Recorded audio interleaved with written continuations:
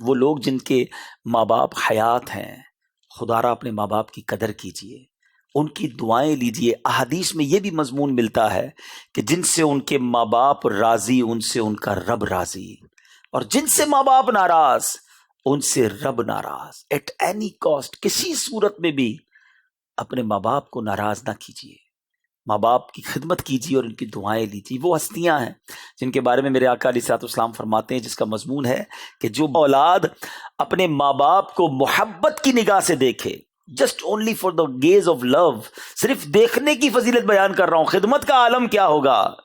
فرمایا جو محبت سے دیکھتا ہے اسے حج مبرور کا ثواب عطا کیا جاتا ہے۔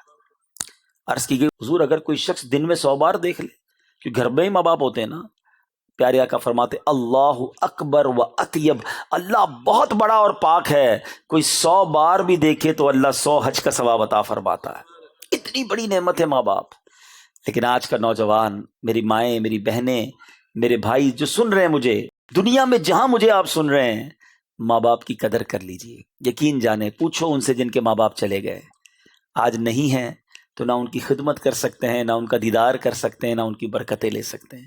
یہ دعاؤں کا سائبان ہے، یہ رحمتوں کا شامیانہ ہے، جس کے سر پر ہیں وہ قدر کر لیں، وہ دعائیں لے لیں، ورنہ یقین جانے بعد میں بہت یاد آتے ہیں۔ تو بچوں، جو ینگسٹر مجھے سن رہے ہیں، بعض اوقات جوانی کا جوش ہوتا ہے، بندہ کہتا ہے ماں باپ کے لیے ٹائم نہیں ہے، نہ کریں ایسا، ماں باپ کو وقت دیں۔ ایک اور بات بتاتا چلو، جب بندہ بڑی عمر کا ہو جاتا ہے نا، بوڑھا ہو جاتا ہے، تو بیسیکلی یوں سمجھے دوسرے لفظوں میں وہ بچہ ہو جاتا ہے، ایک سائیکل آف لائف ہے۔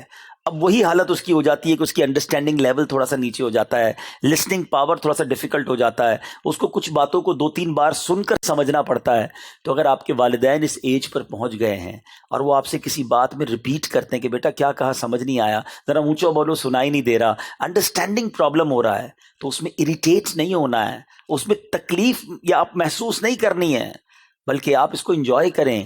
بچپن میں جب ہم چھوٹے تھے نا، تو ہمارا ایک ایک جملہ ماں باپ 25-25 بار سنتے تھے، ہم بار بار ایک ہی سوال کرتے تھے، وہ منہ بھی چومتے تھے، جواب بھی دیتے تھے، یہ نہیں کہتے تھے بیٹا 4 بار ایک ہی بات کہہ رہے ہو۔ آج آپ کے بھی بچے ہیں، ہمارا چھوٹا بچہ ہم سے ایک ہی بات بار بار کرتا ہے، ایک ہی بات کو 4 بار سوال کرتا ہے، ہم جواب دیتے ہیں۔ تو اگر ماں باپ اس ایج پر پہنچ گئے ہیں تو ان باتوں سے اریٹیٹ ہونے کی بجائے ان کی خدمت کریں۔ خدا کی قسم، نصیب والے ہیں وہ بچے جن کو ماں باپ کی خدمت کا موقع مل رہا ہے۔ اگر آپ کا مال کسی وجہ سے آپ کے ماں باپ پر خرچ ہو رہا ہے تو یہ آپ کے پیسوں کا نصیب ہے کہ اللہ نے یہ دن دکھایا، ان پر میں خرچ کر رہا ہوں جنہوں نے ساری زندگی مجھ پر خرچ کیا، ان کا ہاتھ پکڑ رہا ہوں جنہوں نے ساری زندگی ہاتھ پکڑ کر چلنا سکھایا۔ تو جن کے ماں باپ حیات ہیں وہ اپنے ماں باپ کی قدر کیجئے۔